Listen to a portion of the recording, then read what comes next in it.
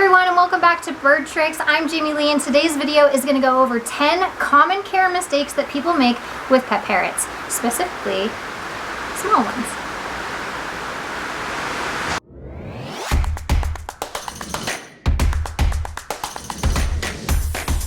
So the 10 things I'm going to go over are in no particular order, but I will say number one is probably the one I'm most passionate about, and I do see as probably my top priority. So number one deserves to be number one, and it is giving your small bird the wrong diet. Most people just assume that whatever they came to them from, whether from the breeder or the pet store, that colorful pellet and that colorful mixed seed is totally fine for its whole life. Wrong. Not cool.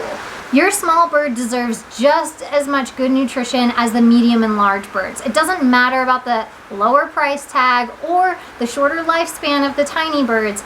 They should be fed just as prioritized as the medium and large birds. So your small bird should be getting a fresh seasonal feeding system, breakfast, and our organic pellets in the evening. That's right, little birds can eat pellets.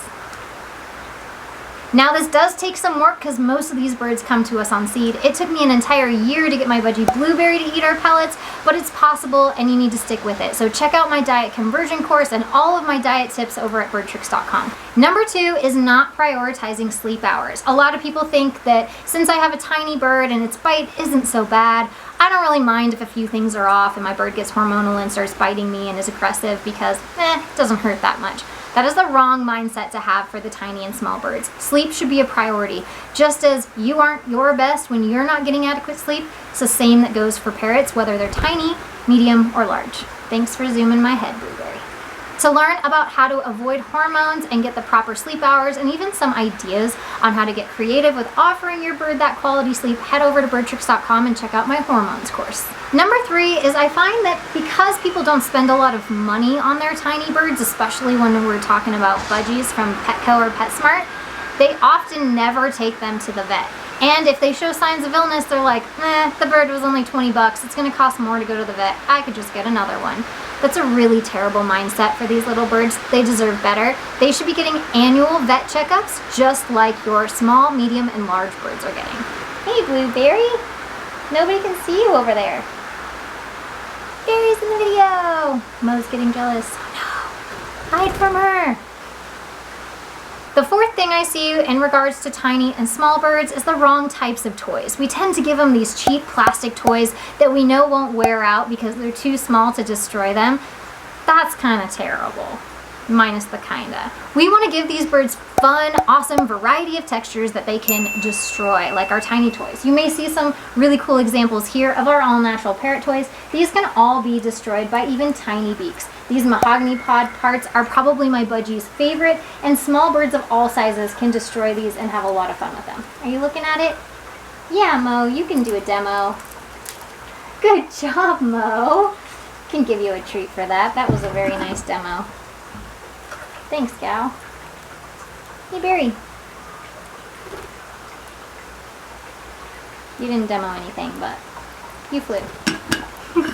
Make sure if you're providing toys to these little guys that they are all natural and completely destructible so that your bird actually goes through them and you continually buy more to keep them happy and busy. Well, that is cute. Look at you on the water bottle. That's adorable. If you're interested in our aloe products.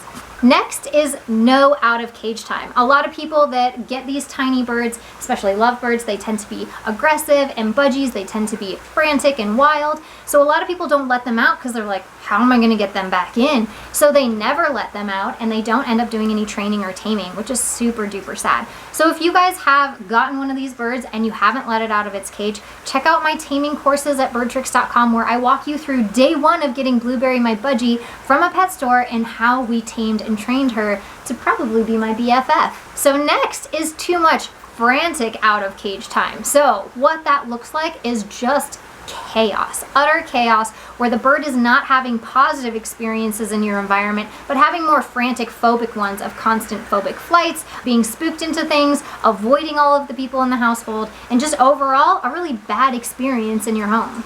The more negative associations your bird has with you, the harder it's going to be for you to tame and train your bird.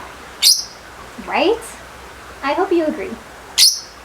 The next common care mistake I see, especially with tiny and small birds, is encouraging them to hang out and make friends with your other pets, like cats or dogs in the household. Allowing your little bird to climb all over your cat or dog and expecting them to be overall tolerant of this little prey animal that they could easily swat or squash with their big paws is not ideal or safe for your little bird. We don't want to be teaching prey animals to be okay with predators. Next is assuming that these little guys aren't smart enough to train, when actually they are just as capable as the medium and large birds. So think twice on that one. I'm going to show you some of the things that I've trained some of my small birds.